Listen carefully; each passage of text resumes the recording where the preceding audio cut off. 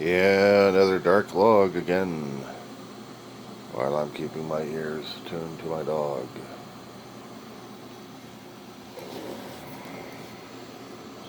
Well, it's Friday. I think it's the 22nd of August already, 2025. I know it's Friday. Concerning about the time, it's 3:29 in the morning. So, Elena Haba had been made a U.S. attorney for New Jersey, I think. Could be wrong. A federal judge had ruled her illegal. She didn't go through the system. Actually, she did not. She wasn't confirmed, and she loses her position. Oh well. A couple of days ago, when Russia was throwing off their missiles at Ukraine again, there was a U.S. owned or U.S. operated manufacturing plant, a building, that got hit. But I haven't found enough information to see if there was any U.S. casualties or not in there. Or was it all just Ukrainian casualties? So that I got to research on. Last night, Trump was doing his best to service the troops. So he was on a pizza run for some of the troops in D.C. What a waste of the U.S. tax dollars. Speaking of that, Supreme Court of the United States had decided that $800 million cuts in the National Institute of Health was legal, justified. So, if there was any research grants you were expecting through the National Institute of Health, we're screwed. You're screwed. And for another one, if my failing memory is failing enough, Eric Mendez didn't get his parole. Lyle's next. Menendez brothers. Two rich bastards killed their family and started to spend big their inheritance. They got caught. They got busted. They got prosecuted, sentenced, convicted, and spent a few decades, 3 or 4, I think. It was a big thing out here in L.A.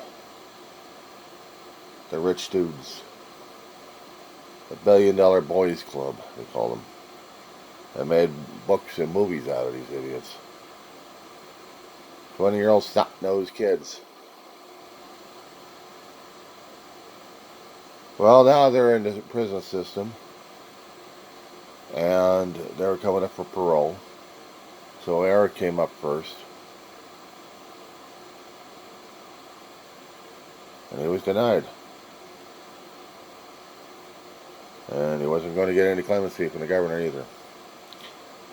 Speaking of which, of the current governor of California, yes, he did succeed when it comes down for a bill that he passed concerning about redistricting.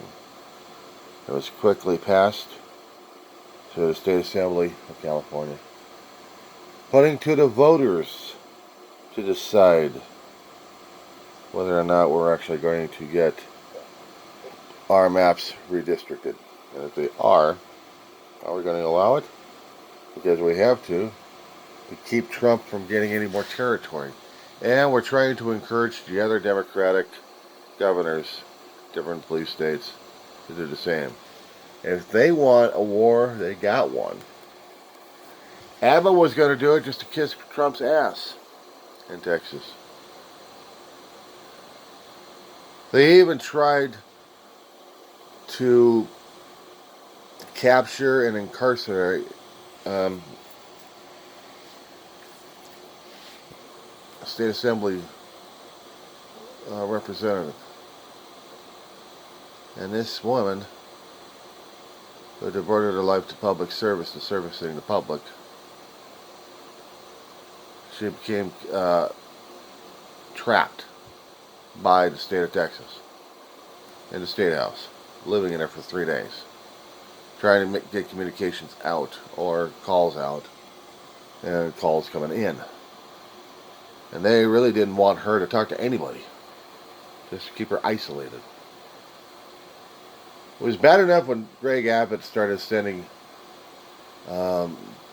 threats to a lot of Democrats who left the state of Texas not to participate in this gerrymandering swap, actually this theft of votes from other people in their state just to keep Trump in office.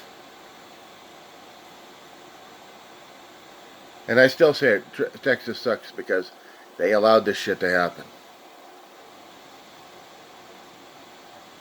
They allowed it to happen. Plain and simple. They got a majority in there of all Trumplicans. They're not Republicans, they're Trumplicans. They're all clones of Trump. They don't care about their constituents. They only consider about money, getting power, getting their ego fed. And also threatening people inside their state house, keeping them locked up without any communications. Well, they got communications got screwed over by Republicans, the Trumplicans, got screwed over because communications to that single Democrat who was camping out. She got her voice out. She got her story out. And then after the vote was over, she still went out and bitterly complained. I hope she files charges against the state. Because when a state governor and the state house majority decides to hijack people, threaten people, send Department of well, hell, the Texas Rangers after you, just to get a legal vote in to keep and maintain power for one particular party. No, that doesn't work. They tried that thing and didn't work out for them too. But this is all bullshit. All we have. See, 2025 comes up and all of our political systems are breaking down. Any and every which way that they can cheat. The Republicans / Trumplicans are doing a job on our political system. The Democrats have to fight fire with fire. But at least we're trying to get the votes through the voters, through the people of the states, through the blue states, to get increased redistricting. So we may try to keep the number of bodies, but it's the number of parties a little bit more in check to the Republicans' swap, to their theft, to their thievery. And that's what's happening.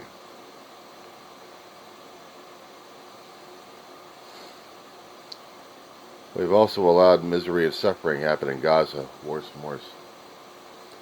Kept trying to send them food, but Israel won't have it. Israel is wiping out Gaza, period. They're doing genocide. Netanyahu wants no more Palestinians in Gaza and in West Bank.